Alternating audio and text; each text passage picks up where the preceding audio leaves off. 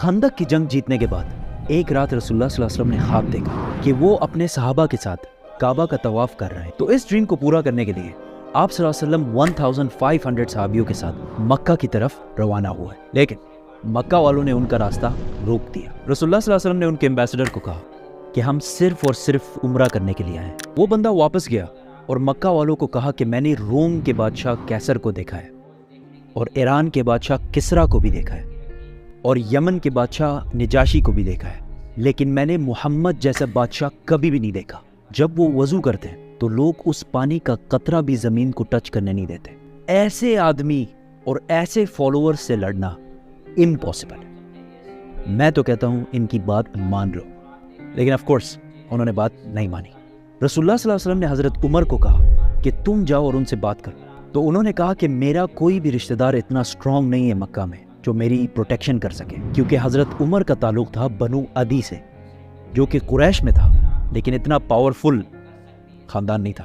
حضرت عمر نے کہا آپ عثمان کو بھیجیں، کیونکہ عثمان کا تعلق بنو امیہ سے تھا اور بنو امیہ قریش کی سب سے اسٹرانگ اور سب سے مالدار فیملی تھی. اور آگے جا کر اس فیملی نے آلموسٹ 100 سال تک مسلمانوں پہ حکومت بھی کی ہے، اور آج تک مسلمانوں کی ایک سینٹرلائزڈ سب سے بڑی امپائر جو تھی وہ بھی یہی امیہ امپائر. اور آج تک مسلمانوں کا سب سے طاقتور بادشاہ، وہ بادشاہ جس نے سب سے زیادہ لینڈ پر حکومت کی ہے، وہ بھی اسی خاندان سے تھا جس کا نام تھا ولید بن عبد الملک. ان کی سٹوریز پھر کبھی کریں گے تو سبسکرائب. حضرت عثمان نیگوشیٹ کرنے مکہ گئے، لیکن اس میں ان کے کافی دن گزر گئے، جس کی وجہ سے مسلمانوں میں یہ افواہ پھیل گئی کہ حضرت عثمان کو شہید کر دیا گیا ہے.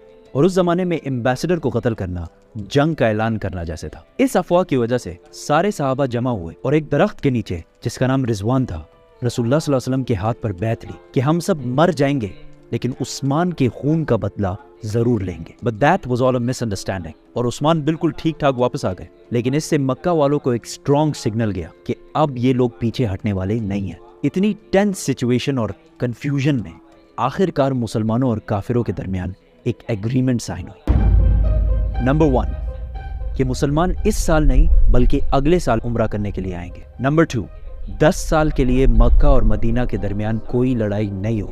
نمبر 3 اگر مدینہ سے کوئی آدمی مکہ جائے اسلام چھوڑ کر تو اسے کچھ نہیں کہا جائے گا، لیکن اگر مکہ سے کوئی آدمی مدینہ جائے اسلام قبول کر کے تو اسے واپس کرنا ہوگا. کسی بھی صحابی کو یہ ایگریمنٹ پسند نہیں آئی، کیونکہ اس میں تو کلیئرلی لگ رہا ہے کہ مکہ والے بدماشی کر رہے ہیں.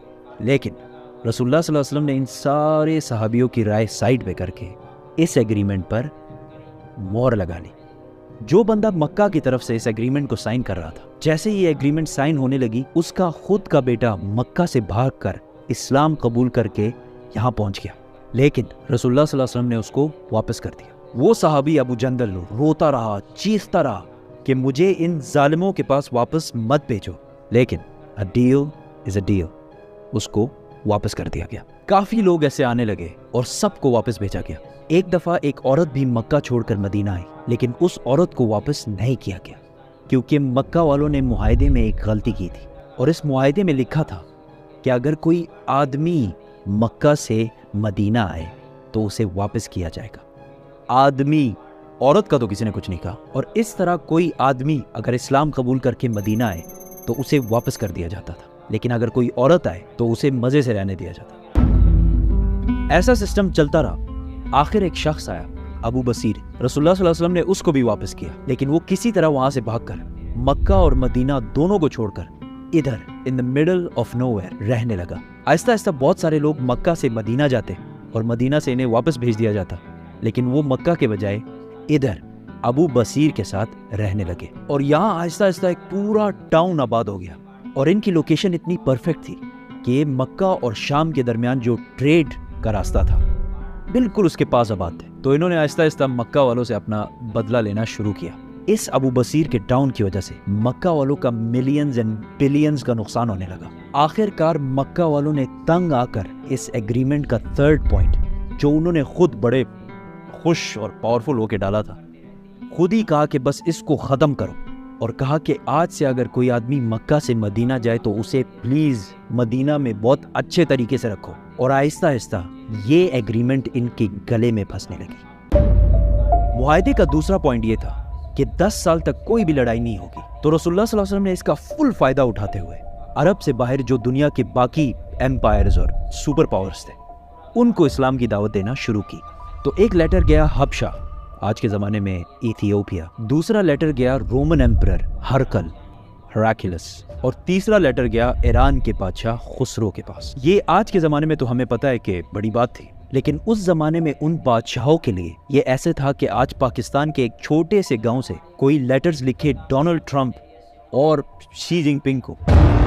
लेकिन डिफरेंस आज और उस ज़माने में सिर्फ ये है कि उस ज़माने के क्रिश्चियंस और यहूदियों को ये बात बहुत अच्छी तरह पता थी कि बहुत जल्द एक पैगंबर, एक मैसेंजर आने वाला है। हबशा का बादशाह निजाशी जो कि क्रिश्चियन था, उसने तो इस्लाम कबूल कर लिया, लेकिन रोमन एम्परर को ये बात बहुत अजीब लगी। तो उसने अपने एम्पायर में मौजूद कुछ कुरैश के लोगों को बुलाया, और उस टाइम अबू सुफियान भी रोमन एम्पायर में ही मौजूद थे। तो अबू सुफियान कुछ अरबियों के साथ रोमन एम्परर के महल में पेश हुए और उनको मोहम्मद सल्लल्लाहु अलैहि वसल्लम के कैरेक्टर के बारे में बताया। रोमन एम्परर बहुत इंप्रेस हुए मोहम्मद के कैरेक्टर के बारे में सुनकर, और उन्होंने कहा कि मुझे पता था कि बहुत जल्द एक पैगंबर आने वाला है, लेकिन वो तुम अरबियों में से होगा ये मैंने कभी नहीं सोचा। अबू सुफियान ने वहां से बाहर निकलकर अपने साथियों को बोला कि अब तो मोहम्मद से रोमन एम्पायर का बादशाह भी घबराने लगा। ये तो थे दोनों क्रिश्चियन किंगडम्स, लेकिन ईरान के बादशाह ज़ोरास्ट्रियन पारसी थे जो आग की इबादत करते। खुसरो ने कहा तुम लोग उस डेजर्ट से आके मुझे सिखाओगे कि ज़िंदगी कैसे गुजारनी है, और उस लेटर को फाड़ कर फेंक दिया। और उसने 2 लोगों को रसूलुल्लाह सल्लल्लाहु अलैहि वसल्लम को मारने के लिए भेजा। वेडली इनफ कुछ ही दिनों बाद उसके अपने बेटे ने उसको फाड़ जान से मार दिया। जैसे ही वो 2 लोग मदीना पहुंचे तो रसूलुल्लाह सल्लल्लाहु अलैहि वसल्लम ने उनको बुलाया और कहा कि जिस बादशाह ने तुम्हें मुझे मारने का ऑर्डर दिया है उसके अपने बेटे ने उसी को मार दिया। वो ये सुनकर हैरान हो गए और वापस चले गए। इस तरह इस्लाम का नाम आहिस्ता आहिस्ता पूरी दुनिया में फैलने लगा, और वैसे भी मक्का के साथ तो 10 साल तक कोई लड़ाई नहीं होनी थी। तो मुसलमानों ने अपनी सारी अटेंशन मक्का को छोड़कर खैबर की तरफ की।